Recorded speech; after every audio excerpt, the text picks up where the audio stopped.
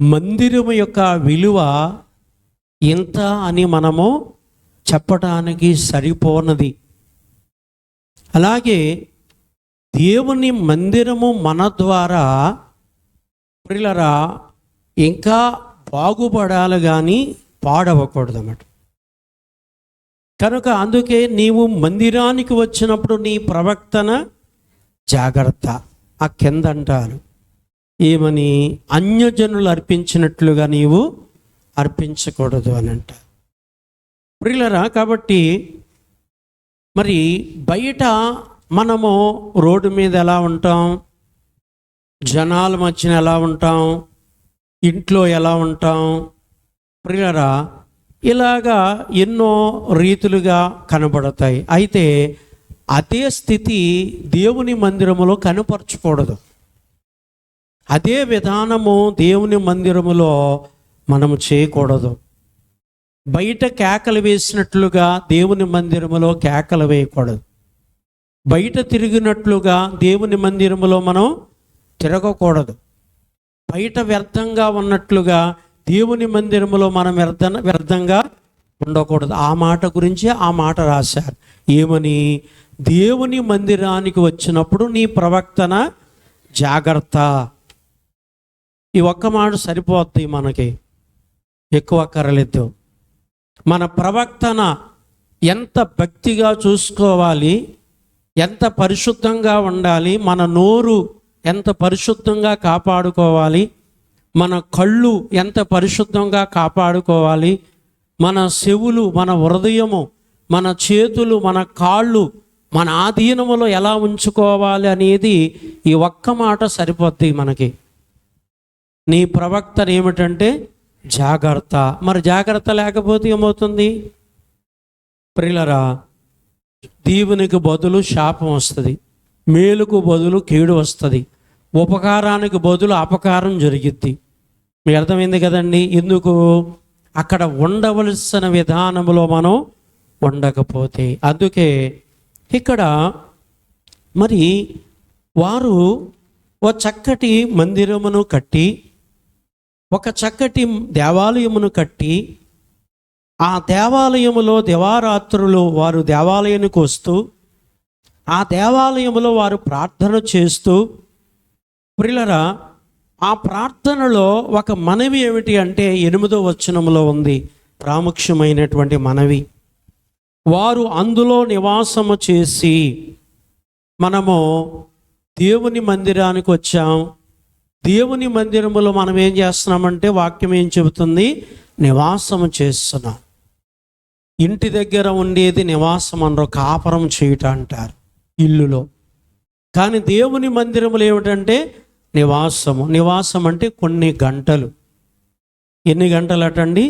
కొన్ని గంటలు మనం ఏం చేస్తాం, నివాసము చేస్తాం. మనకి ఎక్కువగా అన్ని కూటాలకి 3 గంటలు ఎక్కువ సమయం ఉంటుంది. శుక్రవారం కానీ ఆదివారం కానీ, ఈరోజు కూడా అంతే. మేము 10 గంటలకే ప్రారంభించాం. ప్రారంభంలోనే 7 ప్రార్థనలు చేశాం, 10 నుంచి 11 దాకా. అయితే ప్రియులారా, తండ్రి, కుమార, పరిశుద్ధాత్మలు ఉన్నారు. అలాగే సన్నిధిలో జరిగే కార్యాలు కూడా 3 గంటలు ఎక్కువగా జరిగించేటువంటి ఈ కూటాలలో ఆరాధనలు కానీ, స్వస్థత ప్రార్థనలు కానీ, మరి మంగళవారం సన్నిధి కానీ, ఉపవాస ప్రార్థనలు కానీ ఎక్కువగా అధికంగా చేసేటువంటి సమయము 3 గంటలు. 3 గంటలు ఉన్న వాళ్ళకి 7 దీవెనలు వస్తాయి. ఎన్ని గంటలమ్మా? 10 గంటల నుంచి 1 గంట వరకు, అంటే ముగింపు దాకా. 1 గంటకే ముగింపు అని కాబట్టి 1 గంట దాకా ప్రారంభ ప్రార్థన నుంచి ముగింపు ప్రార్థన వరకు దేవుని మందిరములో ఎవరైతే ఉంటారో వాళ్ళకి ఎన్ని దీవెనలు వస్తాయి అమ్మా? 7 దీవెనలు ఉన్నాయి. 7 దీవెనలు వచ్చేస్తాయి ప్రియులారా. ఇక ఆ మధ్యలో మీరు వస్తే ఇంకా నా దాన్ని చెప్పను నేను, ఎందుకంటే ప్రియులారా లేట్ అయ్యే కొలదు ఒక్కొక్క దీవెన తగ్గిపోద్ది మీకు, ఆలస్యం అయ్యే కొలదు ఒక ఆశీర్వాదం పోతుంది మీకు. అలాగే ఏమవుతుందంటే బారడ దీవెన, దోషుడి దీవెన, గుప్పుడు దీవెనకి వెళ్ళిపోతుంది. మరి అలాగమాటండి. నివాసము కొన్ని గంటలు. ఎన్ని గంటలటండి? కొన్ని గంటలు. గుంటూరు మన బయలు మిషన్ ఏర్పాటులో ఇప్పటికి కూడా క్రమాన్ని పాటిస్తారు.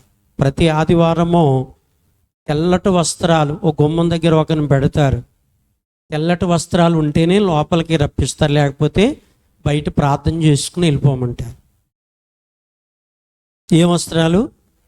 ఒకటి క్రమం, రెండోది ఏమిటంటే సమయం మాట. ఆ సమయం అయిన తర్వాత ఏం చేస్తారంటే డోర్ వేసేస్తారు, తలుపు వేసేస్తారు. మందిరంలో అప్పుడప్పుడు మీరు ఫోటోలు చూస్తూ ఉంటారు, రంగు వస్త్రాలు కట్టుకున్న వాళ్ళు ఎవరు కనబడరు, అందరూ తెల్లటి వస్త్రాలు ఉంటారు. కారణము, అక్కడ గేటు దగ్గరే ఒక వ్యక్తిని ఏర్పాటు చేసి తెల్లటి వస్త్రాలు ఉంటేనే లోపలికి ప్రవేశం ఉంటుంది. తెల్లటి వస్త్రాలు లేకపోతే లోపలికి ప్రవేశము లేదు. అది కూడా సమయానికే. సమయం దాటితే ఇంకా లేదు. ప్రియులరా, మాకు కూడా ఒకసారి ప్రార్థన ఇస్తారు. 7 ప్రార్థన చేయాలి 9 నుంచి 2 గంటల వరకు. 8:30 నుంచి 9 వరకే టైం అన్నమాట లోపలికి వెళ్ళటానికి. 8:30 నుంచి 9 అంటే అరగంట టైం ఉంటుంది. 9 అవగానే డోర్ వేసేస్తారన్నమాట. 9 అలా అవగానే డోర్ క్లోజ్. ఇంకా దాన్ని కాబట్టి తీయటం లేదు. ఇక లోపలికి వస్తాను, బయటకు వస్తాను, ఇంక లేదు. అలా 9 అవగానే ప్రియులరా డోర్ వేసేస్తారు. కనుక అది అయ్యగారి క్రమం. అది అయ్యగారి క్రమం ఏంటంటే, ఇప్పుడు ఒక 7 ప్రార్థనలో ఉండాలి. ఆ 7 కూడా ప్రారంభ ప్రార్థనలు ఏకీభించాలి. 7 ఆ 7 కలిసి పాటలు పాడాలి. ఆ 7 కలిసి క్రమాలు చేయాలి. ఆ 7 ఒక్కొక్కరు ప్రార్థన చేసినప్పుడు 7 ఉండాలి. అలాగా సమయము తర్వాత సమయము దాకా, సమయం మరలా 1 నిమిషం కూడా దాటరాకి వెళ్ళేది. ఒక నిమిషం లేట్ అవ్వటానికి లేదు, ఒక నిమిషం దాటేయటానికి లేదు.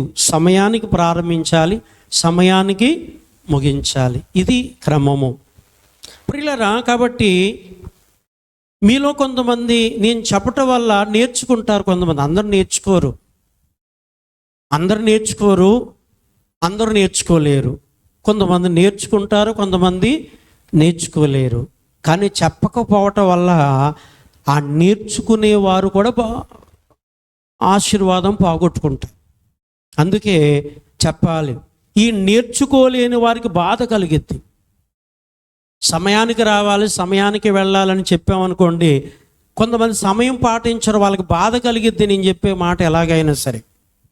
కానీ నేను ఆసక్తి ఉంటుంది కొంతమందికి, చెప్తున్నారు కదా నేను సమయానికి రావాలి, సమయానికి వెళ్ళాలి అనుకునే వాళ్ళు ఉంటారు కదా, వాళ్ళకేమో ఆనందం కలిగిద్ది, లేక ఆసక్తి కలిగిద్ది, నేను సమయం పాటించాలి. అయితే వాళ్ళు బాధపడుతున్నారు కదా అని నేను చెప్పడం మానేస్తే, తర్వాత ఈ సమయానికి వచ్చే వాళ్ళు కూడా వాళ్ళని బట్టి అది నేర్చుకుంటారు. తర్వాత మధ్యలో వెళ్దాం, ఆఖరికి వెళ్దాం, లాస్ట్కి వెళ్దాం అని అది నేర్చుకుంటారు. అందుకే చెప్పాలన్నమాట.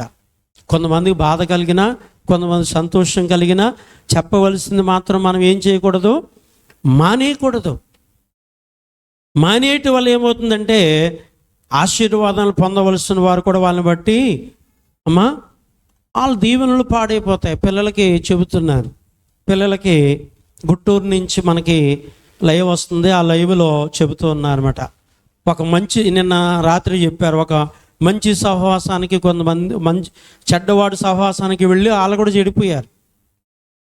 కొందరు మంచివాడి సహవాసానికి వెళ్ళారు, వాళ్ళు అభివృద్ధి చెందారు. మీకు అర్థమైంది కదండి. అలాగే ఏమైపోతుందంటే మేము చెప్పకపోతే కడకి అందరూ పెడదారికి వెళ్ళిపోయే అవకాశం ఉంటుంది.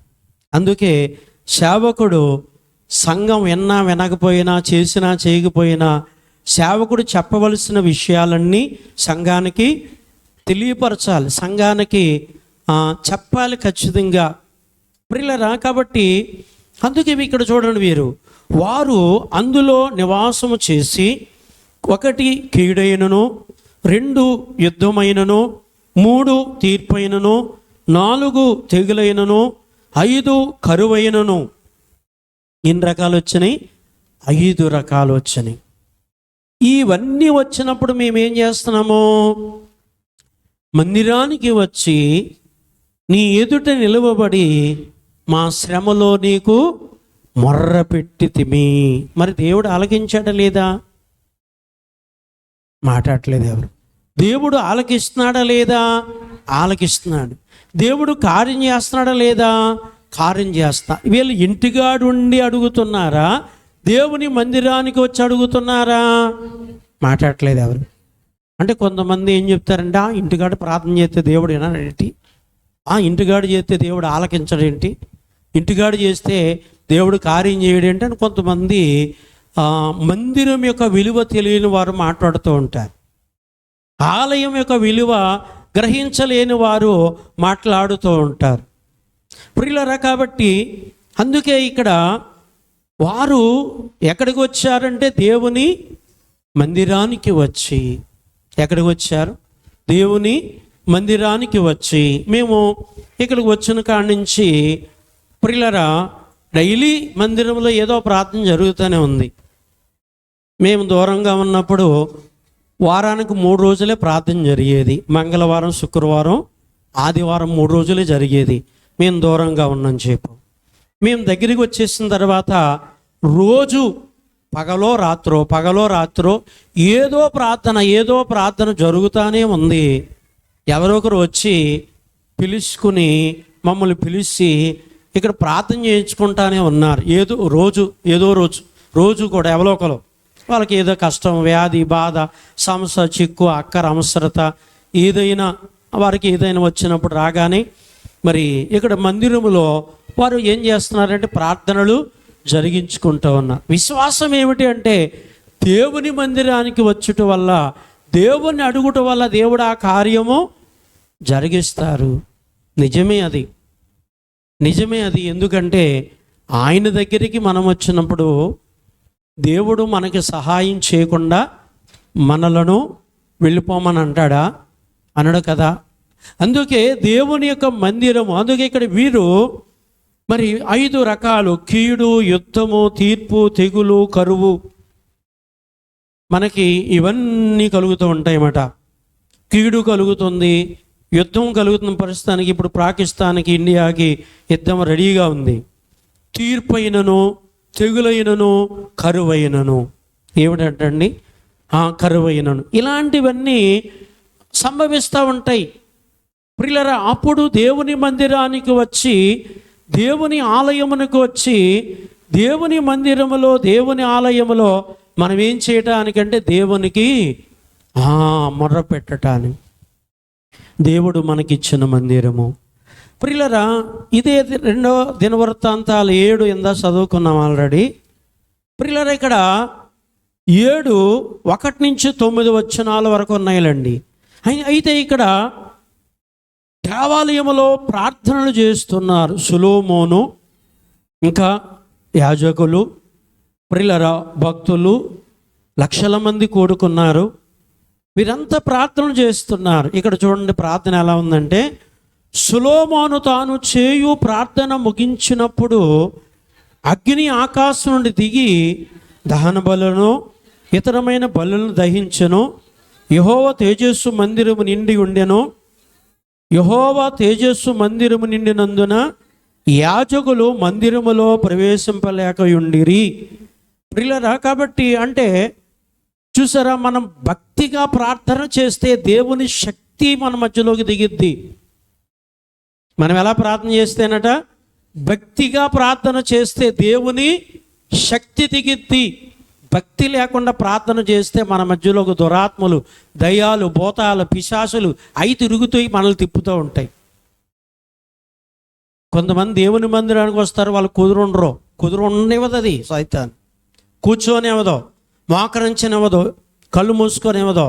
ఇక ఎంతసేపు ఇటు వెళ్దామా, ఏ పని చూసుకుందామా, ఏం చేద్దామా, ఇలా ఎక్కువగా తిప్పేస్తూ ఉంటుంది. అలాంటప్పుడు భక్తి లేనప్పుడు దేవుని శక్తి మన మధ్యలోకి వస్తుందా? రాదండి. మనము దేవుని మందిరానికి వచ్చిన తర్వాత మన మనసు దేవుని వైపుకు నిలుపుకుని, దేవుని వైపు నిలిపి మనం ఏం చేయాలి? అవన్నీ కట్టేసుకుని మనసు దేవుని వైపును గురించి ప్రార్థన చెయ్యాలండి ప్రియులారా. కాబట్టి అలా మనం ప్రార్థన చేస్తే దేవుని మహిమ, దేవుని శక్తి, దేవుని ప్రభావము, దేవుని యొక్క అగ్ని తేజస్ మన మధ్యలోకి ఏమవుతుందంటే దిగి వస్తుంది. మనలో ఏముంటే భయభక్తులతో ప్రార్థన చేస్తే, భయముతో భక్తితో ప్రార్థన చేస్తే, వీళ్ళు ఎలా ప్రార్థన చేశారో చూడండి. వీళ్ళు ప్రార్థన చేయగానే ఆకాశం నుండి ఏమొచ్చేసిందట? అగ్ని దిగి వచ్చేసిందట, వెలుగు తేజస్సు దిగి వచ్చేసిందట, మహిమ దిగి వచ్చేసిందట. యాజకులు ప్రియులారా అతి పరిశుద్ధమైన స్థలానికి ఏం చేయలేకపోయారు? వెళ్ళలేకపోయినటువంటి మహిమ దిగిపోయిందంటండి అక్కడ. దేనిని బట్టి చేయాలి? భక్తిగా ప్రార్థన చేయాలి. క్రమాల్లో కళ్ళు మూస్తాం, క్రమాలు అయ్యే వరకు తెరవకూడదు. ఇక ఒకవేళ నీ చెప్పవాళ్ళు చూస్తే ఆ ఒక్కలే తెరిచి చెప్పి మళ్ళీ కళ్ళు మూసే.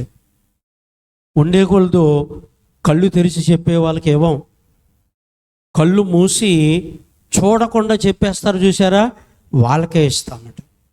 ఎందుకంటే ఒకరిని బట్టి కొంతమంది మళ్ళీ ఏం చేస్తున్నారు?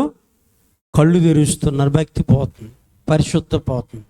అందుకే ఉండే కొలది ఏం చేస్తామంటే కళ్ళు మూసి క్రమాలు చేసే వాళ్ళకి ఇద్దాం ఉండే కొలదు. అలాంటి భక్తిలో మనం నేర్పాలి ప్రియులరా. కాబట్టి అందుచేతనే వీళ్ళు చేసినటువంటి ప్రార్థనలకు అగ్ని దిగి వచ్చేసింది, దేవుని మహిమ దిగి వచ్చేసింది.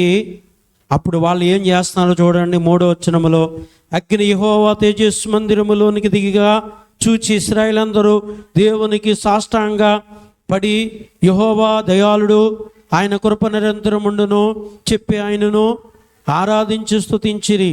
రాజును జనులు యెహోవా ఎదుట బలి అర్పించిరి. రాజైన సొలొమోను 22,000 పశువులను, 22,000 గొర్రెలను, 1,20,000 గొర్రెలను బలులుగా యెహోవాకు లక్షల బలులు మాట. దేవునికి ఏం చేశారు? అక్కడ లక్షలు ఏం చేశారట? బలులు అర్పించారండి ప్రియులరా. కాబట్టి ఈ లక్షల బలులు ఎప్పుడంటే దేవుని మహిమ ఎప్పుడైతే దిగి వచ్చిందో, దేవుని శక్తి ఎప్పుడైతే దిగి వచ్చిందో, దేవుని ప్రభావం ఎప్పుడైతే దిగి వచ్చిందో, లక్షల కొలది వారు ఏం చేశారు? బలులు దేవునికి అర్పించినట్లుగా ఆ మందిరం కాడ కనపడుతుంది. కొంచెం ముందుకు వెళితే హగ్గయ్య రాసినటువంటి గ్రంథములో 2వ అధ్యాయము 9వ వచనాన్ని చూస్తే, ఈ కడవరి మందిరము యొక్క మహిమ మునుపటి మందిరం యొక్క మహిమను మించునని సైన్యములకు అధిపతి యెహోవా సెలవిచ్చుచున్నాడు.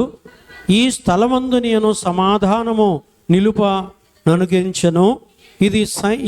ఇదే సైన్యములకు అధిపతి యెహోవా వాక్కు.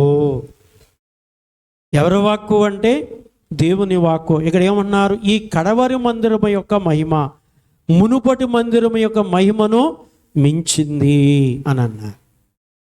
ప్రియులరా, మనము మొదటి నుంచి కూడా అంచులంచులుగా మందిరాలు వేసుకుంటా వచ్చాం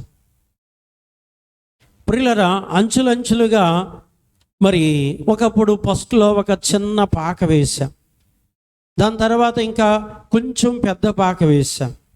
ఆ తర్వాత ఈ మందిరములో ఈ పాత దేవాలయముగా ఈ భాగము, తర్వాత అటు సైడ్కి ఇటు సైడ్కి కూడా కొత్త దేవాలయముగా 2వ భాగం.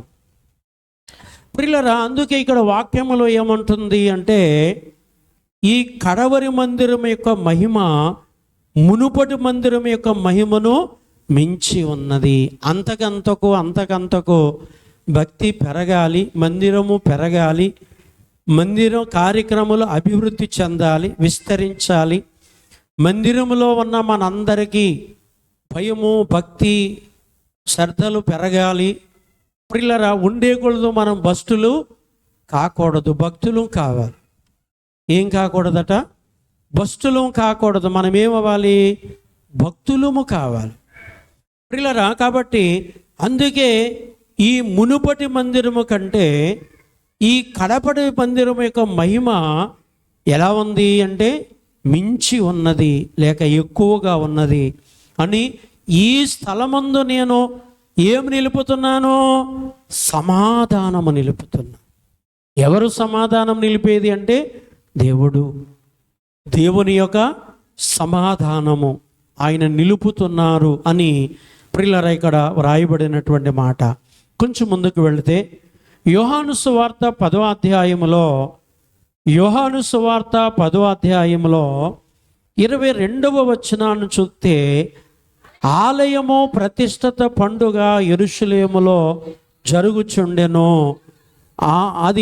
అది శీతాకాలము. అప్పుడు యేసు దేవాలయములో సొలొమోను మండపం దగ్గర తిరుగుచుండగా యూదులు ఆయన చుట్టూ పోగై చాలండి ప్రియులారా, కాబట్టి క్రొత్త నిబంధనలోకి వచ్చేసరికి ఆలయము ప్రతిష్ఠిత పండుగ. ఏమిటంట? ఆలయము ప్రతిష్ఠిత పండుగ కనుక అందుకే అక్కడ మనము మొదటి దినవృత్తాంతాలు, రెండవ దినవృత్తాంతాలలో సొలొమోను గారు కట్టినటువంటి మందిరం మనం చూస్తున్నాం. ఒక పెద్ద మందిరము, చాలా అందముగా, శృంగారముగా, చూడముచ్చటగా కట్టబడినటువంటి మందిరము. ప్రియులారా, ఆ మందిరములో దివారాత్రులు యూదులు, ఇజ్రాయేలీయులు ఆరాధిస్తూ, పూజిస్తూ, దేవుని మహింపరుస్తూ వచ్చారు. మందిరం యొక్క విలువ సొలొమోను యొక్క తండ్రి దావీదునకు కూడా తెలుసు. అందుకే ఆయన మందిరం కట్టాలని ప్రయత్నం చేశారు. ప్రియులారా, మనిషి దేవుణ్ణి చేరుకోవాలి, దేవుని దగ్గరికి రావాలి, దేవుని చేరుకోవాలంటే దేవుని మందిరము అనే పాఠశాల మనకి కావాలి. ఏం కావాలట? దేవుని పాఠశాలని మందిరం మనకి కావాలి. ఈ లోకంలో పిల్లలు చదువుకునటానికి స్కూళ్ళు ఉన్నాయి. అవి ఈ లోకానికి సంబంధించినవి. వాళ్ళు ఉద్యోగాలు, జాబులు మరి చేసి వారు ఈ లోకంలో బ్రతకటానికి అవసరమైన విద్య అది. అందుకే ఈ విద్య గురించి అయ్యగారు ఏమంటారంటే ఇది దైవ విద్య అని అంటారు. ఇది లోక విద్య కాదండి. ఇది ఏ విద్య అంటే దైవ విద్య. ఈ పాఠశాలలో, ఈ మందిరము అనే పాఠశాలలో మనం ఏం నేర్చుకుంటాం? భక్తి నేర్చుకుంటాం. దేవుని వాక్యము, ప్రార్థించుట, పాటలు పాడుట, దేవుణ్ణి ఆరాధించుట, ఇంకా మనం ఎలా ఉండాలి, ఏం మాట్లాడాలి, ఏం మాట్లాడకూడదు. ప్రియులారా, మన భక్తిని, పరిశుద్ధతను ఎలా కాపాడుకుంటే మోక్షములోకి మనం వెళ్తాం, ఇవన్నీ కూడా ఈ మందిరము అనేటువంటి పాఠశాలలో ఏం చేస్తామట? నేర్చుకుంటాం. అందుకే మందిరానికి వచ్చే మనము ముందు మందిరం యొక్క విలువలు తెలుసుకోవాలి. మనం ఏం తెలుసుకోవాలట? మందిరం యొక్క విలువలు తెలుసుకోకపోతే రోడ్డుకి మందిరానికి తేడా మనకి తెలియదు, బజారుకి మందిరానికి విలువ మనకి తెలియదు. మీకు అర్థమైంది కదండి? అందుకే ముందు మనం ఏం తెలుసుకోవాలంటే మందిరం యొక్క విలువలు తెలుసుకోవాలి. మందిరం యొక్క విలువలు తెలుసుకోగలిగితే అప్పుడు మందిరానికి వచ్చినప్పుడు మనం ఎలా ఉండాలి, మందిరానికి వచ్చినప్పుడు మనం ఎలా మాట్లాడాలి, మన ప్రవర్తన ఎలా ఉండాలి, ప్రియులారా మన స్థితి ఎలా ఉండాలి అనేది మనం నేర్చుకుంటామట. వచ్చిన తర్వాత తెలియకపోతే రోడ్డుకి మందిరానికి తేడా ఉండదు, ఇక బజారుకి మందిరానికి ఇంకా తేడా ఉండదు, సినిమా హాల్కి మందిరానికి తేడా ఉండదు ఇక. ప్రియులారా, కాబట్టి అందుచేతనే ఇక్కడ మందిరం యొక్క విలువలు మనం తెలుసుకుంటేనే మందిరానికి రాగానే భయముతోనూ, భక్తితో, వినయముతో, విధేయతతో దేవునికి లోబడి ప్రియులరా, దేవుని ప్రార్థిస్తూ దేవుని మాటలు వింటూ ఇలాంటి ఆసక్తి మనలోనికి కలుగుతూ ఉంటుంది అన్నమాట. ప్రియులరా, కాబట్టి అందుకే ఇక్కడ మరి కొత్త నిబంధనలోకి వచ్చేసరికి ఏం జరుగుతుంది? ఆలయము ప్రతిష్ఠత పండుగ. ఏం పండుగ జరుగుతుంది? ఆలయము ప్రతిష్ఠత పండుగ జరుగుతుంది.